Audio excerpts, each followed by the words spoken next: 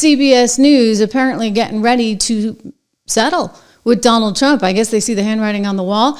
Well, you have ABC News having settled for $16 million. You have Meta having settled for $25 million. And the next question is just exactly how much is the Trump Presidential Library going to get out of one CBS News? Paramount is the company that owns CBS, and, well, he's suing for $10 billion, which would actually be $2 billion more than Paramount is worth. So they better get on this, right? But it has a little something to do with, in his view, a kind of election interference in light of what 60 Minutes was doing to edit clips and make Kamala Harris seem a whole lot smarter than she is. She's not that smart, and this proved it. But it seems that Prime Minister Netanyahu is not listening. Well, Bill, the work that we have done has resulted in a number of movements in that region by Israel that were very much prompted by or a result of many things, including our advocacy for what needs to happen in the region. But it seems that Prime Minister Netanyahu is not listening. We're not going to stop pursuing what is necessary for the United States to be clear about where we stand on the need for this war to end. She sure sounded a lot better in the second version than she did in the first, right? So is that election interference? Kind of seems like it. I don't think they'd afford Donald Trump the same kind of opportunity. No, but you know what? They don't have to, because he can actually speak about stuff. I mean, and then think about this one. Remember Leslie Stahl, who went after him viciously in that clip on 60 Minutes about Hunter Biden's laptop? Turns out Donald Trump was right. Leslie Stahl was wrong.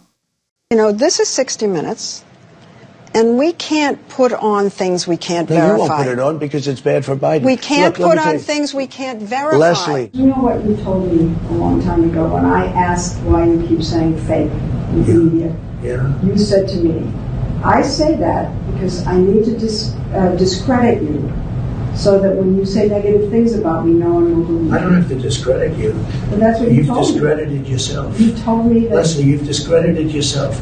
When you say that you're not going to cover Biden, you're going to ask him what flavor ice cream he has, okay? That's not Instead me. of why did Hunter get $3.5 million from Moscow? Instead of why is an energy company paying your son $183,000 a month or whatever they're paying him, and he has no experience in energy. You know, you discredit yourself. I don't have to discredit you. So this story about Hunter and his laptop, some repair shop found it. The source is Steve Bannon and Rudy Giuliani. I don't know anything about that. I just know it's a laptop, and they haven't. And you're making this one of the hottest, most important issues in your rallies. It's a very important issue to find out whether or not a man's corrupt who's running for president, who's accepted money from China and from Ukraine and from Russia. All these I think things that's have an been important investigated and It's incredible the way you can try and say this and sit there and look me in the eye and say it. He accepted money, his family, from Russia, from Ukraine, from China, and from other places. His brother, who didn't have experience, became a big builder in Iraq without experience. Take a look at what's going on, Leslie. And then you say that shouldn't be discussed. I'm saying it's the biggest scandal out there, Leslie, and you don't cover it. Because it can't be verified. You want to talk about insignificant things. I'm telling you. Of course it can be verified. Excuse me, they found the laptop. Leslie. It can't be verified. What can't be verified? The laptop. Why do you say that? Well, it turns out it was verified. It turns out, you know what?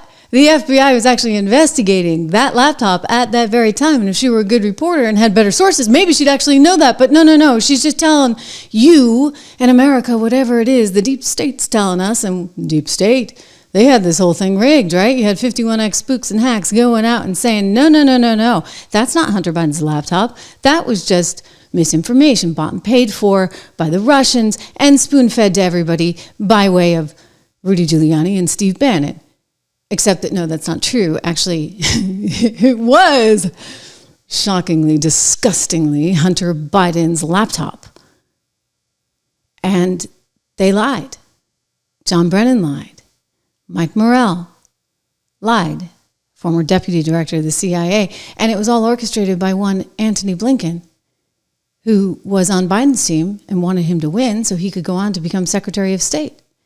And then Leslie Stahl sits there and asks, well, like how bad this is. Like they don't trust us anymore. They don't trust us. They don't trust you because you're lousy, stupid reporters.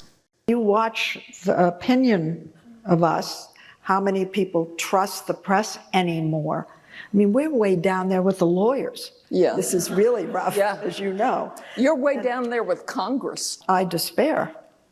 Seriously, I worry greatly. We're at a point where if the President of the United States is going to say legacy media is dead, well, I guess Musk said that. Legacy media is dead. And he wants it dead. He wants other media. But it is kind of, sort of hobbling right now. And I don't know how it recovers. I'm very Oh, very, very disappointing. You know how it recovers? It recovers by having actual people that have some respect for things like truth, unlike Ms. Catherine Marr, who runs NPR and said, it's kind of a waste of time to keep pursuing this truth. No, I don't think it's a waste of time at all. And all of a sudden, you have a whole new landscape. Reminder, please subscribe, share, like, all that good stuff right here on the Trish Regan channel, because think of what we're doing here every day. This is nothing but truth. This is nothing but fairness. This is reality. And you can't do that when you're one of these scripted little bots like, what's her name, that took over for Chuck Todd. I mean, this is effectively state media, all written for her, complete with music and the fancy camera angle, and it's just nauseating. Good Sunday morning.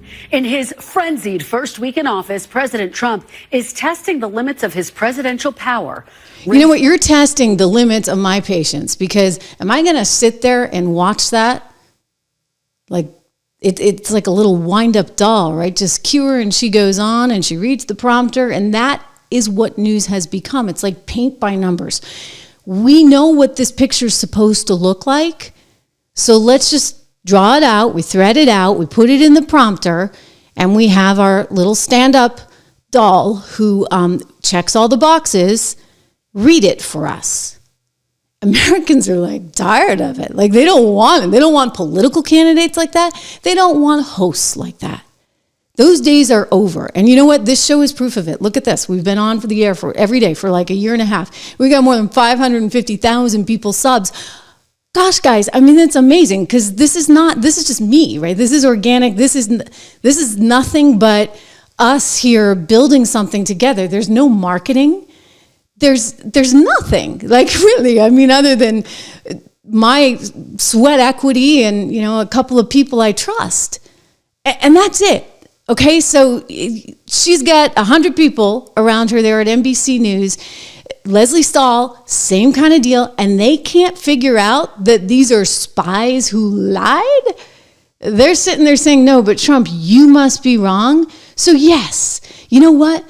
Donald Trump ought to get one heck of a good chunk of change out of CBS News.